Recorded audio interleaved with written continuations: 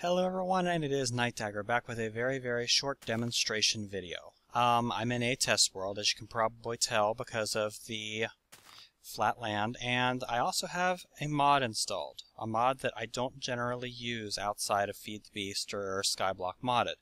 I have Equivalent Exchange installed. Now this is the newest version of Equivalent Exchange, so everything I'm about to say is current as of the latest build. I'm running the latest forge. I'm not running the latest industrial craft, but what I'm about to do isn't changed in the current version. Let's go ahead and make it morning so we're not dealing with any nonsense. In one of my videos, someone asked me why I wasn't using Equivalent Exchange, and I said that the reason why is because it's not because I don't like the mod. I do. However, it completely overpowers every other mod that you have. It just dominates everything. And he said, well, you can't use the Philosopher's Stone anymore for making diamond factories, so it's not that overpowered anymore. How wrong you are. And I am going to show you 3 ways now that it is extremely wrong. Starting with this. This is a simple darkroom. It requires nothing but a couple of energy condensers, a filter, a deployer, and on top of it, let me turn on creative so I can fly. On top of it is just 9 transposers set up like this. In this condenser, you have bone to make bone meal. And in this condenser, you have a diamond. You turn this on, and it starts feeding bone meal into this and deploying it up there, and you start getting a whole crap load of plants coming down. And now we have overflow. And every little bit of this overflow that's not going to make bone meal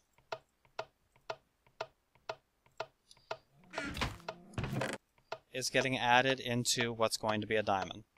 Now, this is just one dark room. And this is a relatively slow way to get EMC, but it does produce diamonds for you. That's number 1. Number 2 is this thing right here. You've seen this too. This is a cow farm. Now mind you, this is only 4 cows. This is a pretty small one. It requires 8 filters, 4 deployers, some iron to make milk buckets, a bunch of tubing, a couple of cows, not too hard to get. It takes 5 energy condensers to set this one up, doing it the way I do it. There are more efficient ways to do this. And all it takes is basically you just put some buckets in. This one produces buckets, this one pulls empty buckets, this one only pulls regular buckets, or milk buckets, and it just feeds back in continuously. We turn this timer on, and this one can pulse a lot faster. And this one's also producing diamonds.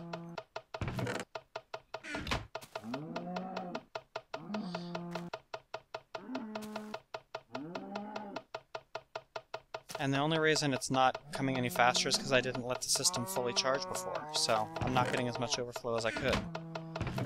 I have a diamond already. I almost have a second.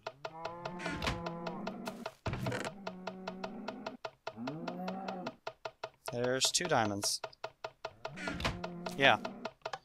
So there's another simple machine to generate EMC, but these methods pale in comparison to what I am about to show you. This is a horrifying thing. It's this simple little machine right here. This simple little machine right here consists of 2 MFSUs, 2 high voltage solar arrays. You don't need these. I'm only using them for convenience sake. You can get away with using a bunch of geothermals or whatever other power.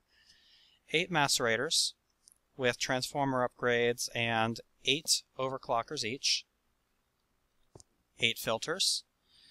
2 energy condensers, and a filter on here. What is this? This is a blaze rod EMC generator. This macerates blaze rods, and by the way, I only charge this system with 1 diamond block worth of EMC. And a couple of stacks of blaze rods, which isn't really that much more EMC beyond that. Bear that in mind. See, the reason why this works is because if you take, let's go ahead and get ourselves a couple of things real quick. Let's get ourselves a macerator, couple transformer upgrades. I don't need a couple stacks, just a couple.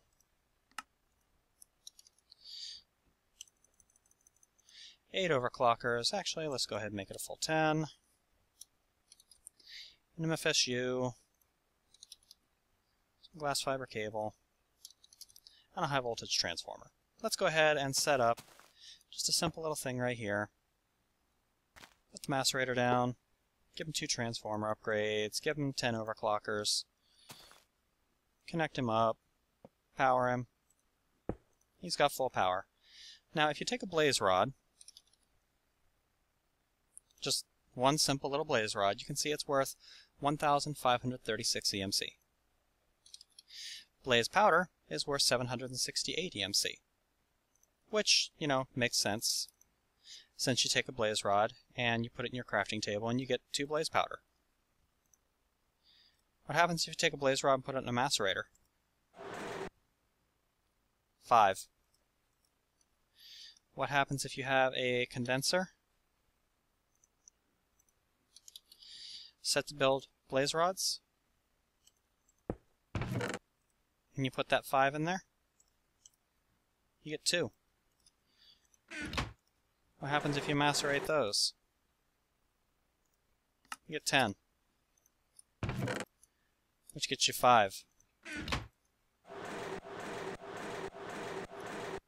Gets you 25. Which gets you 13. I'm sure you see where I'm going with this. Because of the fact that industrial craft gives you a better yield, it works.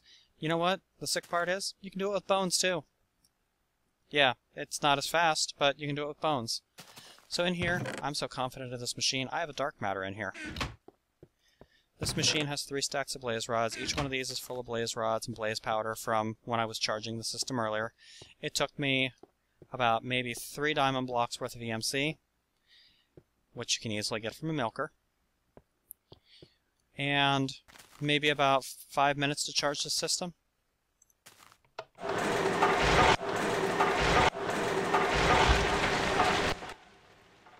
Sorry about the sound.